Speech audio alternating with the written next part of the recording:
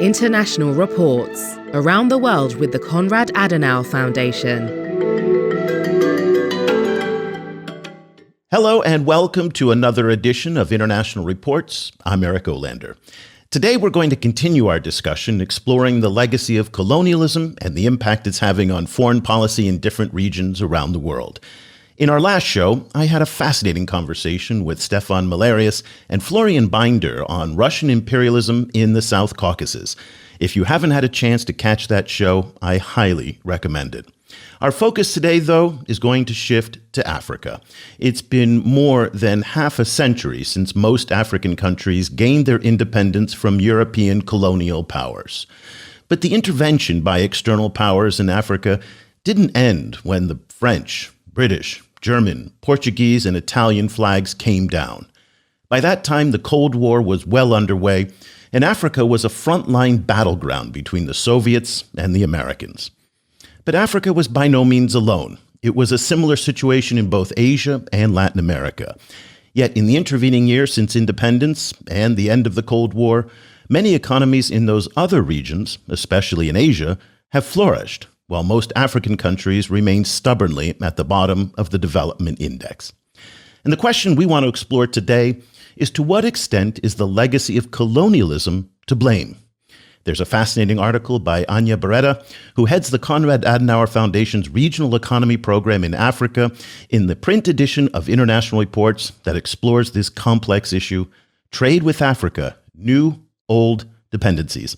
Anya joins me today from her office in Nairobi, and we're also joined by Gunter Rick Moncayo, the Economic and Trade Policy Advisor at the Konrad Adenauer Foundation, who has spent quite a bit of time working in Africa as well. Anya and Gunter, welcome to the International Reports podcast.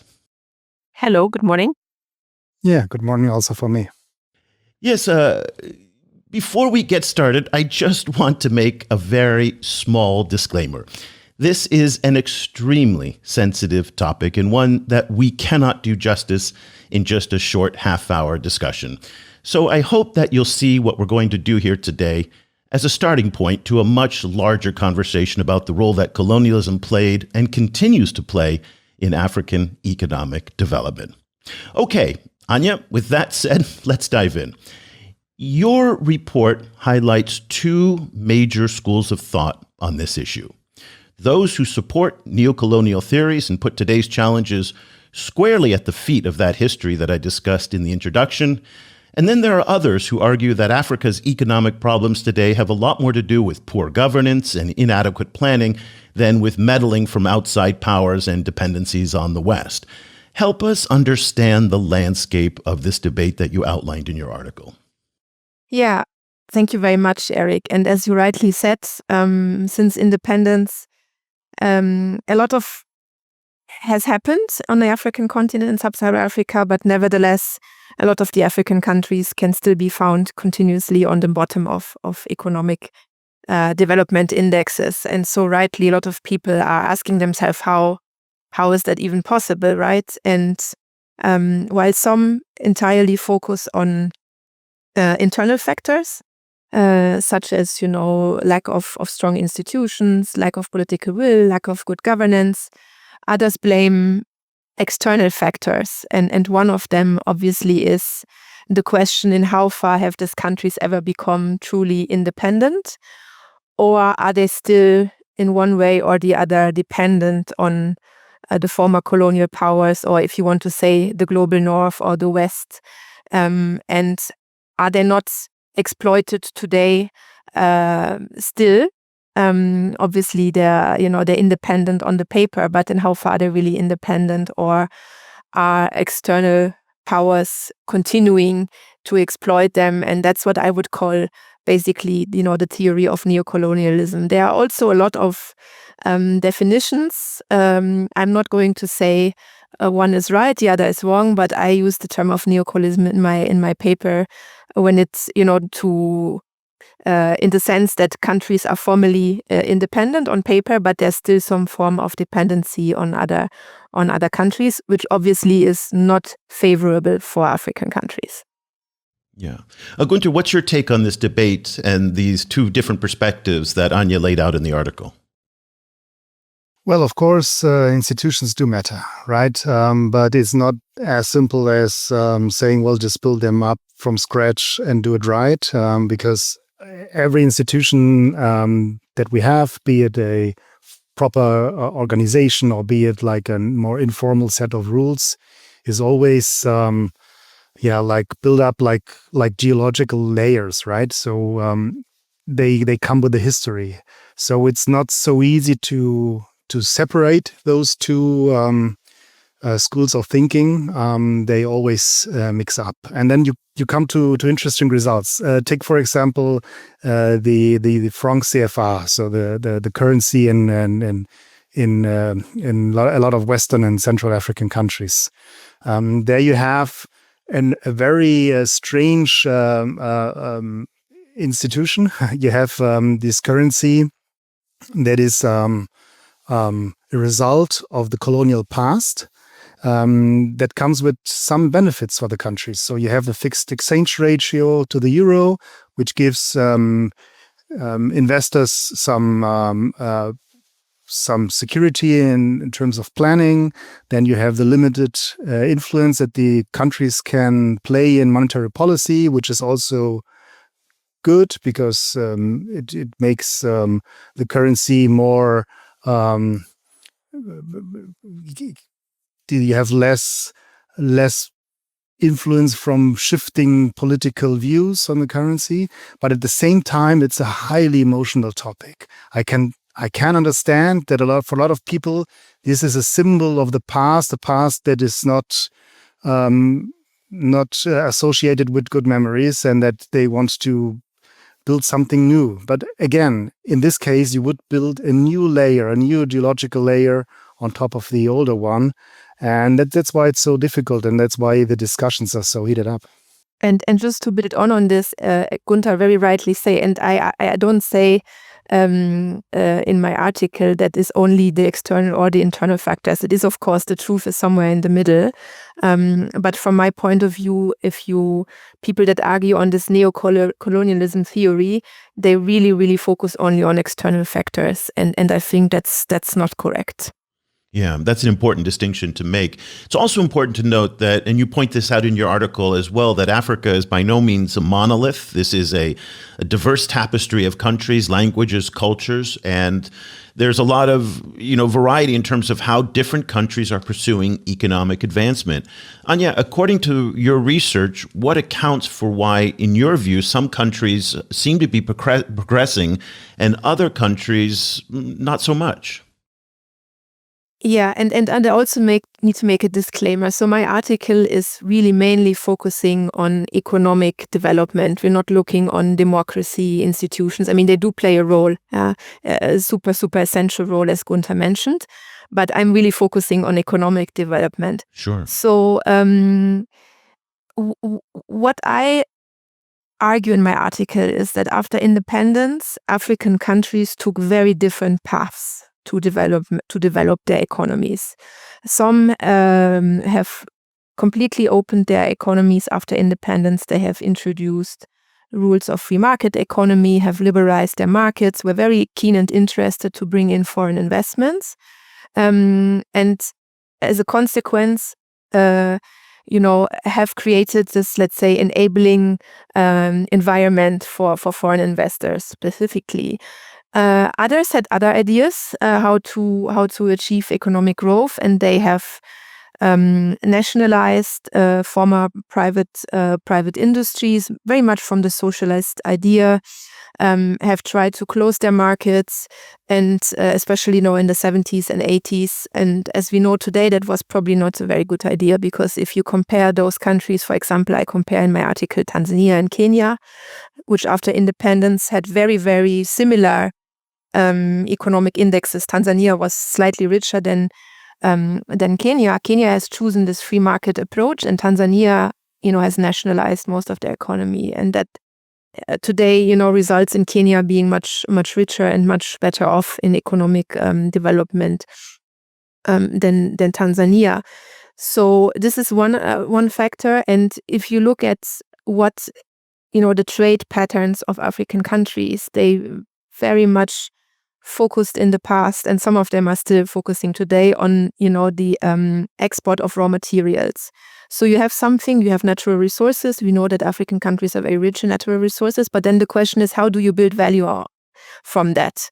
And there are two possibilities. You can reinvest what you have gained as a state from the extraction of the values and try to diversify your economy, or you can continue this pattern where you basically just export raw materials and don't build up industries. And that again is one of the factors why some countries are much better off today than others.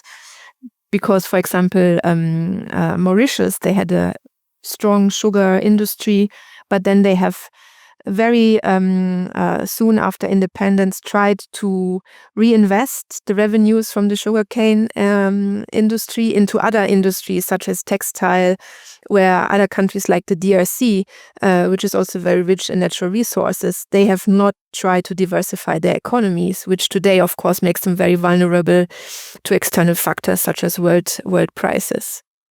Yeah, Günter, this diversification question is a big one, and moving up the value chain, of course, is not only a problem for African countries, but a lot of developing regions. Yeah, of course, Eric. These two issues that you mentioned, diversification and climbing up the value chain ladder, are key factors. And if you look at the trade patterns in Africa, Anja already mentioned that these are very relevant, then you can see an interesting factor that Anja also mentioned in her article. If you compare the trade that happens within Africa to the trade that leaves the continent, they are very different.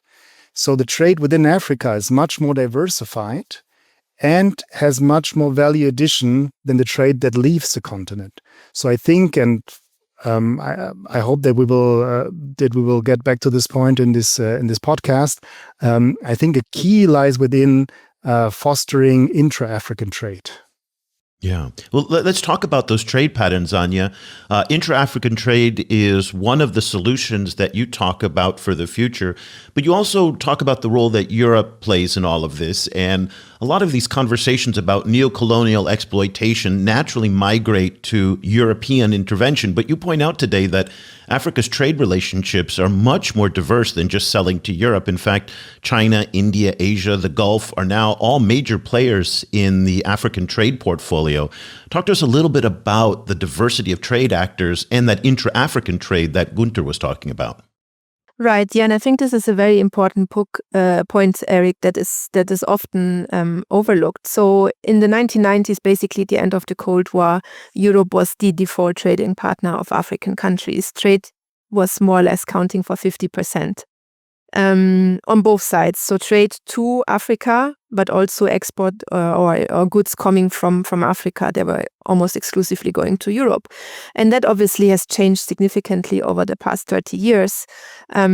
Trade to China alone in these days is counting for up to 30%.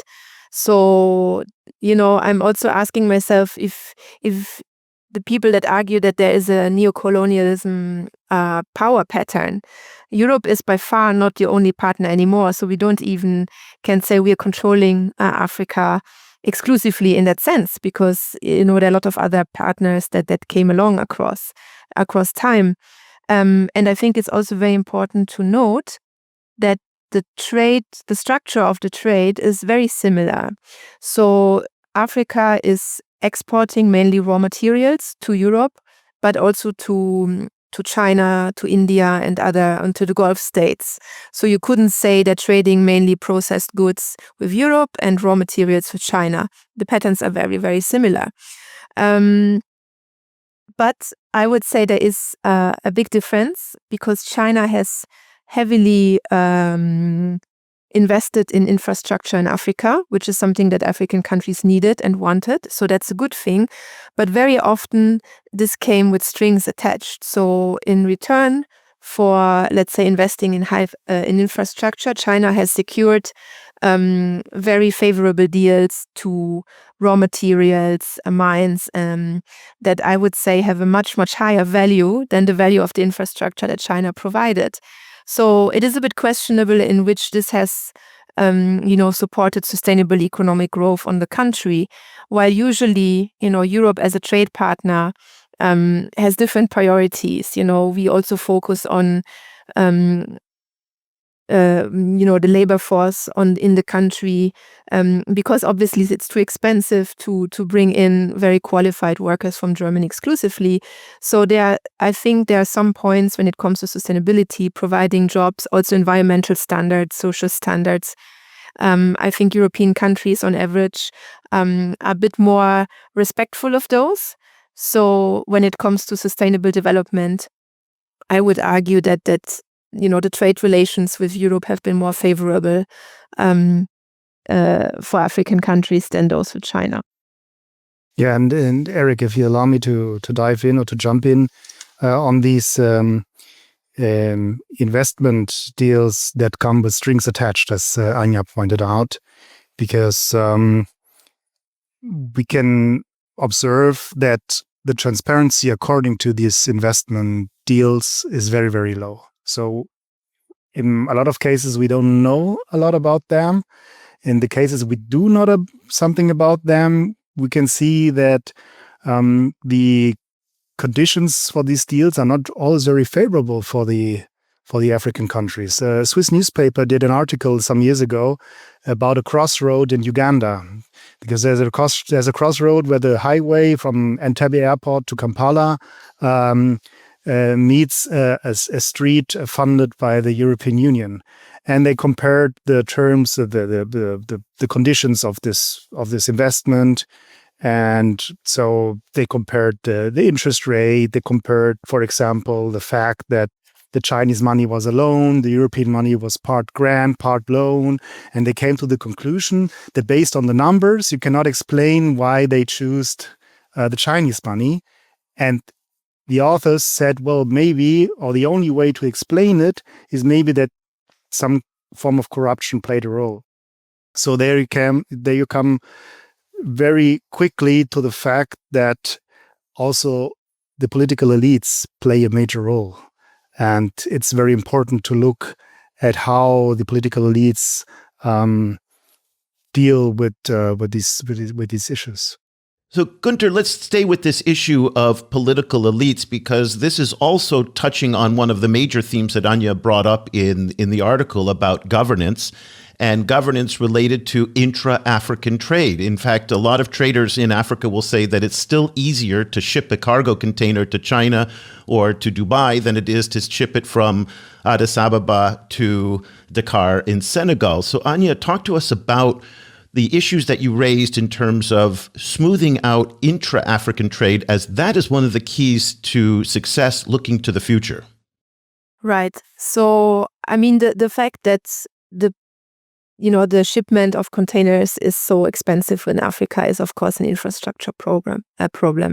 And the investments that need to be taken into inter-African infrastructure are huge, and they're enormously. So I think everyone is aware of that. But that is also, I think, an opportunity to build this infrastructure, to build it sustainable, to build it green. And we have to also understand that it's not only African countries that will benefit from inter-African trade or, the improvement of inter-African trade, but also European companies, because some of the countries in Africa have so small market size that it doesn't really make sense to invest in those countries. But then if you can say, oh, I'm not only investing in let's say, the Gambia, but they're so well connected to Senegal, or I'm not only investing in Malawi and Zambia, but I'm also investing in Namibia and in South Africa, and the road infrastructure is so good that it makes sense for me, then you have another entirely different business case. So I think this is one thing we need to keep into consideration. And so for me, the inter-African free trade agreement presents a big opportunity for African countries. The one thing that you need to realize it, in short, is political will. I think it comes all down to political will. It's not a problem of legislation. It's not a problem of, declarations of intentions, but really of implementation. And why is that so? On the paper, advocacy for free trade is very easy. Yeah, no one could say anything against it. But then when it comes to the national level, to the nitty-gritties, it becomes a bit more difficult. And you know that, some African countries are not in best terms with their neighbors. Quite the contrary. They're close borders.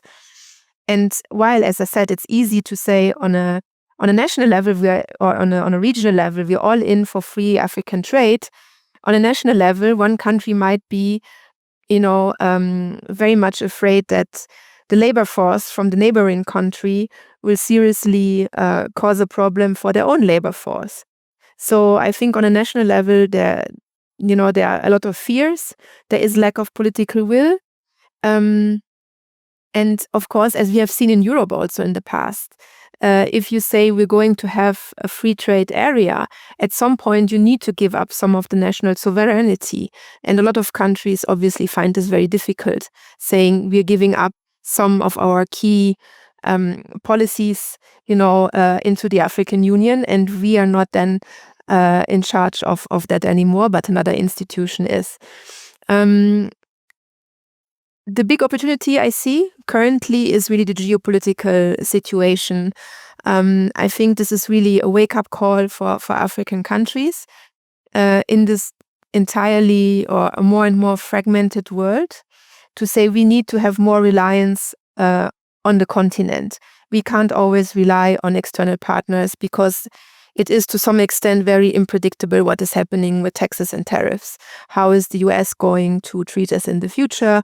How is China going to act on that? Where do we find ourselves in this trade war? And there's, of course, the fear that Africa will lose out when two giants such as US and China are in a trade war.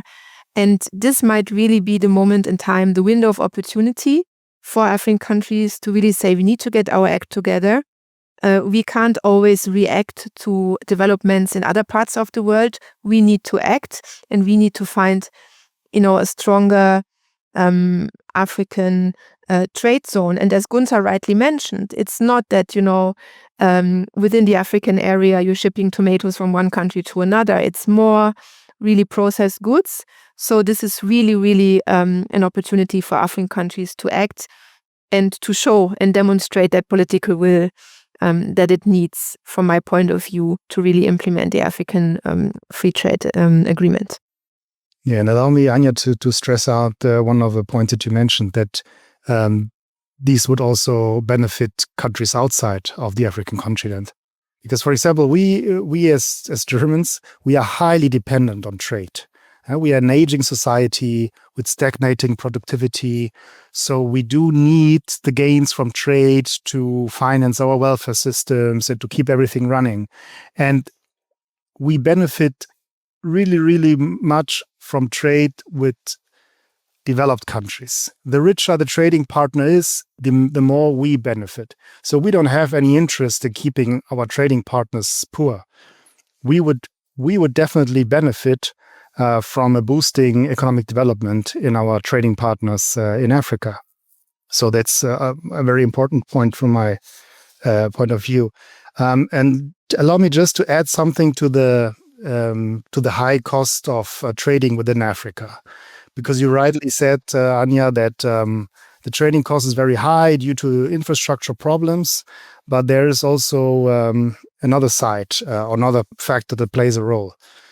It's really important to stress out how big the logistic costs are on the African continent. So, for example, if you look at a product in the supermarket shelf here in Europe or in the United States, roughly 6 to 7% of the price of the good is caused by the cost of logistics.